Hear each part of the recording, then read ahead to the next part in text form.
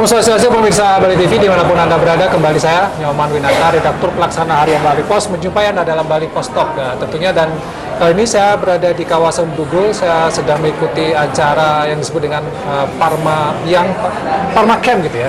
Ya, Pharma Camp ya, yang diselenggarakan oleh kawan-kawan Indonesian Young Pharmacist Group ya. Jadi kumpulan para apoteker muda di Bali. Tapi kita tidak bicara tentang campnya, kita akan coba bicara mengulas tentang bagaimanakah peluang tentang apoteker di Bali ya. Ini memang isu yang jarang kita angkat. Cuma ternyata memang menjadi seorang apoteker itu bukanlah suatu hal yang mudah. Tapi di sisi lain peluang untuk menjadi apoteker, peluang kerjanya maksudnya ini cukup terbuka juga. Kita mewawancari Bapak Putu Agung Martin Sabudi. Tapi masih muda, saya panggil Mas saja atau izin saya buka ya Pak. Gimana kabarnya Martin? Baik, baik sekali Pak Winata. Ya, sekarang ada kegiatan perkemahan atau apa ya sebenarnya di? Iya, jadi tajuk Pharma Camp ini adalah sebuah perkemahan di mana untuk pertemuan seluruh apoteker muda Bali ini kita jadikan satu dalam bentuk kemah. Kenapa kemah? Biar suasananya itu lebih santai, tidak dalam suasana yang formalitas seperti rakercap ataupun sebuah penelitian ilmiah gitu yang memusatkan bahwa eksak tuh harus terus. Padahal ini yang muda-muda nih kita masih bisa santai-santai gitu. Ini apoteker muda ya? Iya, apoteker muda. Usianya berapa, Pak? Usianya untuk anggota dari Indonesian Young Pharmacist Group ini kita di bawah 35 tahun. Itu sudah masuk dalam kategori seminatnya kami gitu. Tidak hanya kemah saya, tapi juga kalau saya lihat di belakang ini juga ada pengobatan gratis gitu ya? Iya, benar Pak. Jadi untuk apoteker muda sendiri kita kegiatannya tidak hanya have fun lah, secara kita keluar dari rutinitas berpraktek, tapi kita juga untuk pengabdian ke masyarakat sekaligus membranding profesi apotekernya juga, bahwa kami yang memang di obat-obatan ini sebenarnya krusial. Kalau masyarakat tidak tahu bagaimana penyimpanan, yang penggunaannya juga secara efektif, jadi kesehatannya mereka itu bisa dibilang sehat sembuh-sembuh, tapi tidak efektif. Dalam artinya yang bisa dipatok 2 hari, bisa sampai 5 hari ataupun 6 hari gitu juga. Oke, jadi ada pengobatan gratis juga ya? Iya. Oke, kita bicara coba sedikit tentang bagaimana peluang menjadi seorang apoteker ya. Memang isu ya agak kurang kita ikuti sebenarnya kalau di media. Tapi kalau selama ini Anda melihatnya seperti apa? Menjadi seorang apoteker? Untuk menjadi seorang apoteker, peluangnya untuk Bali sendiri ini masih sangat terbuka, Bapak. Ya? Karena secara industri, secara industrinya masih sangat terbuka sekali. Jadi menjadi apoteker tidak hanya cukup menjadi tenaga kesehatan saja, kita ada di apotek ataupun ada di rumah sakit, begitu juga ada di klinik ya Bapak ya. Tapi kita masih bisa mengembangkan dari sisi industrinya. Industri perumahan kecil mungkin terkait pembuatan sabun, kecantikan, itu masih bisa kita kelola di Bali. Apalagi juga industri obat-obat tradisional. Kita yang sudah ada di kedekatan dari budaya Bali Indu sendiri itu udah ada usade. Nah itu sebenarnya kalau teman-teman mau mengembangkan dengan menjadi apoteker, ilmunya sudah dapat, sumber asli dari Balinya juga sudah dapat, itu juga bisa dikembangkan kembali. Dan juga industri-industri lain yang berada yang lokal jeniusnya lah, itu bisa kita tarik kembali gitu untuk menjadi apotekernya gitu. Jadi tidak hanya bekerja di rumah sakit, tidak hanya bisa membuka apotek, tapi juga bisa mengembangkan obat-obatan sendiri ya? Iya, benar. Yang diambil dari usada tadi. Iya. Tapi persoalannya adalah menjadi seorang apoteker kan tidak mudah. Iya. Bisa Martin ceritakan kuliahnya apakah SMK dulu, kemudian kuliah atau seperti apa kalau menjadi seorang apoteker? Kalau untuk menjadi apoteker sendiri, kita secara regulasi pemerintah harus sudah seorang sarjana farmasi yang sudah mengikuti menempuh profesi apoteker dan sudah lolos dalam ujian kompetensinya juga, seperti rekan sejawat dari dokter juga. Nah, untuk sendiri masuk di farmasi, kalau dari SMA bisa lewat IPA-nya kan secara khusus, karena harus kuat di bidang kimia, matematika juga harus tetap kuat juga, karena obat-obatan kan semua rata adalah kandungan kimia gitu, juga harus kuat. Tapi yang teman-teman ada yang sudah kejuruan di SMK Farmasi, yang nanti kalau saya dulu kan bisa jadi tenaga teknis kefarmasian namanya. Oke. Nah, itu bisa melanjutkan lagi ke jenjang strata satunya, dan itu bisa langsung ke profesi. Dan keuntungan teman-teman di SMK kan mereka sudah terbiasa dengan obat-obatan, prakteknya secara keseluruhan, soalnya lebih memudahkan. Pengalaman saya di perkuliahan sih, saya basicnya SMA. Ketika masuk benar-benar buta sekali. Ditanya obat ini, terus ditanya merek ini, caranya seperti ini. Agak kaku lah gininya. Tapi teman-teman SMK udah langsung cespleng. Mereka udah tahu istilah-istilahnya gitu. Jadinya untuk mengejar tuh tinggal lagi sedikit lah untuk ilmu-ilmu eksak awamnya aja gitu. Berarti kalau ada anak-anak yang tamat SMK Farmasi, itu belumlah menjadi seorang apoteker. Belum gitu. Harus S1 dulu ya. Harus S1 dan setelah S1 pun harus profesi lagi baru gitu. bisa apoteker. Gitu. Ya, betul. Kalau dia tamat SMK jadi apa dia? Kalau Tenaga kesehatan untuk apa? tenaga teknis kefarmasian dia statusnya. Tapi untuk regulasi sekarang pun yang sepengetahuan saya, minimal untuk tenaga teknis kefarmasian itu sekarang minimal harus menempuh D3. Oh, D3. Jadi kalau misalkan teman-teman di SMK kesehatan atau kefarmasian itu statusnya masih hanya pegawai biasa kalau masuk di apotek ataupun gininya gitu. Jadi minimal untuk masuk dari syarat izinnya apotek, klinik paling nggak harus D3 sekarang gini. Harus D3 ya? Iya.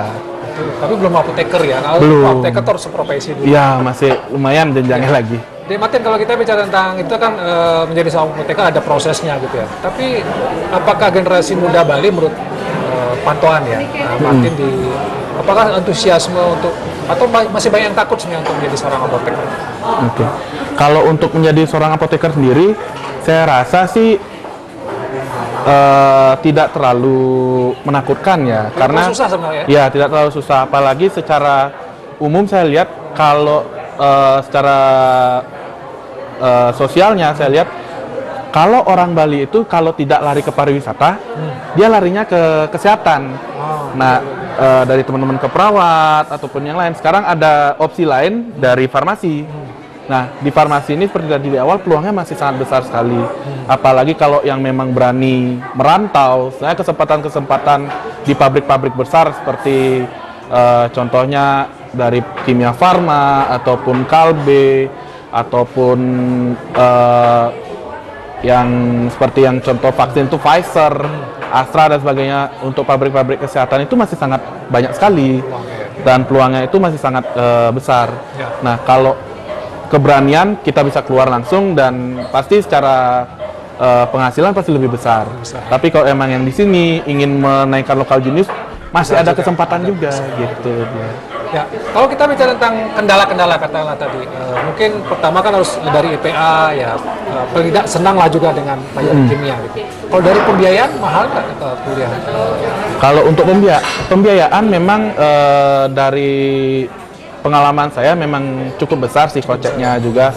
Perkuliahan sekarang kan juga makin tahun makin naik juga ya gininya, apalagi PPN sekarang naik juga kan, aduh pajaknya mungkin 11% itu mungkin ya beberapa lini usaha dan lain cukup berasa. Nah, memang sih cukup besar untuk biaya, tapi kesempatan yang didapatkan sebenarnya masih bisa diuntungkan kembali gitu. Ya, katakan nanti kalau bisa jadi seorang apoteker, peluang kerja masih tetap terbuka. Masih bisa terbuka dan juga sisi entrepreneurnya juga bisa dikembangkan juga gitu. Oke. Saya coba fokus kepada sebagai seorang apoteker muda gini. Apa yang menjadi konsen saat-saat ini menurut Martin misalnya sebagai seorang apoteker muda ini mungkin berkaitan dengan bagaimana distribusi obat-obat di Indonesia, apakah peraturan-peraturan itu sudah sangat mendukung tidak untuk pencabutan obat-obatan di Indonesia sebagai seorang apoteker muda? Kalau untuk pengembangan obat sendiri memang kan masih belum ya, Pak Winata ya, karena memang biaya yang dibutuhkan untuk pengembangan satu obat itu cukup besar dan itu pun butuh waktu bertahun-tahun. Nah, tapi memang kalau untuk di Indonesia sendiri terkait dengan distribusi obat, terus juga pengamanan kami secara regulasi itu juga sebenarnya secara undang-undang masih belum ada. Kami masih bergantung pada Permenkes tentang tenaga kesehatan ataupun tentang tenaga kefarmasiannya. Tapi untuk undang-undang kefarmasian ini kemarin sempat menjadi isu juga, dan ini masih kita lempar-lemparan ini dengan pihak legislasi di nasional, jadinya masih belum secara undang-undang kefarmasian itu gitu. mengatur tentang apa semua? Itu mengatur tentang kami sebagai profesi apoteker, dan di sana juga secara judulnya adalah Undang-Undang Kefarmasian dan Kemandirian Farmasi Nasional. Kemandirian Farmasi Nasional ini bagaimana kita di dalam negeri bahan dari sendiri, kita produksi obat sendiri, dan juga benar-benar dari berdikari sendiri dari sisi industri farmasinya. Karena dari bahan-bahan pun hampir 80-90% saat ini di Indonesia masih melakukan impor untuk bahan baku. Nah, kalau misalkan dalam Kemandirian Farmasi Nasional ini bisa kita lakukan produk-produk yang mungkin pabrik-pabrik obat yang lokalan, mungkin secara pengusaha di Indonesia bisa masuk dalam ini usaha ini, dan secara kebutuhan stok obat kan bisa terpenuhi, tidak menunggu impor dari luar negeri. Apalagi kondisi pandemi kemarin sempat menyendat beberapa produk-produk obat, jadi terjadi kelangkaan dia, Pak. Jadi Gitu. kemandirian Farmasi nasional ini sangat dibutuhkan. didorong gitu ya. Iya, sangat perlu didorong sekali gitu. Bagaimana dengan distribusi? Apakah obat-obatan kena pajak juga? Makanya Iya, ini menjadi ada pajak 11% juga. Ini menjadi hal yang susah juga ya bagi para apoteker yang memiliki apotek ya. Iya, jadi kalau untuk pajak sendiri cukup berasa karena ketika pengambilan cukup banyak lah, berasa sekali dia nominalnya itu. Kok mungkin pengambilannya tidak terlalu banyak sih, hanya kecil ya. Tapi kalau pengambilan di atas mungkin obatnya tuh 10 juta, 20 juta, itu kan lumayan berasa lah. Itu masih bisa saving terkait pajak. Tapi memang ini juga mungkin sebagai bentuk usaha pemerintah juga untuk mengembalikan ekonomi kita lah pasca pandemi, dan dari segala sektor.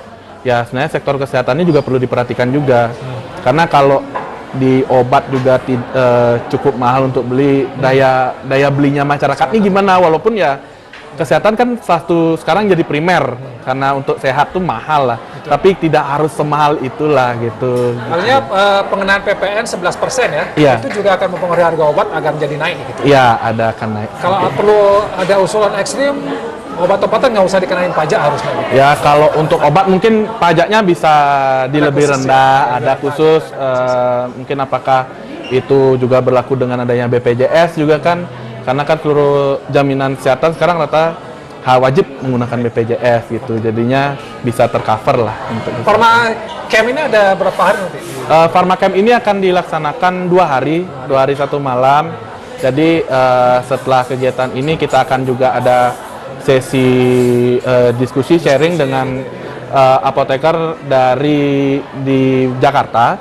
Beliau itu juga sudah terdaftar di Indonesia dan Singapura. Jadi pengalamannya beliau kita harapkan dapat menginspirasi teman-teman di apoteker muda Bali khususnya, bahwa ya peluangnya itu tidak hanya skup kesehatan udah segitu aja. Masih bisa kalau emang mau ke luar negeri, kita bisa tips and triknya bisa di sana nanti kita diskusi. Baik, terima kasih Martin atas Ya, waktunya, terima dan kasih. kita mendapatkan banyak informasi tentang dunia obat-obatan, dunia farmasi di Bali, di Indonesia khususnya, dan tentu kita harapkan ini juga bisa membuka wawasan cakrawala kita. Ternyata apoteker muda ini juga punya visi ke depan untuk bagaimana mengembangkan dunia farmasi di Indonesia, di Bali khususnya. Dan ini peluang yang cukup besar bagi kita, anak-anak muda Bali bisa menempuh pendidikan di bidang farmasi, dan peluang kerjanya sangat luar biasa. Tidak hanya pariwisata ya, pariwisata sekarang terpuruk, bisa kesehatan pun ada farmasi yang bisa menjadi salah satu pilihan. Demikian Bali Post Talk kali ini, saya ucapkan terima kasih atas perhatiannya. Saya tutup dengan pengawasan Om Santi. Om Santi. Terima kasih, sampai jumpa. Terima kasih.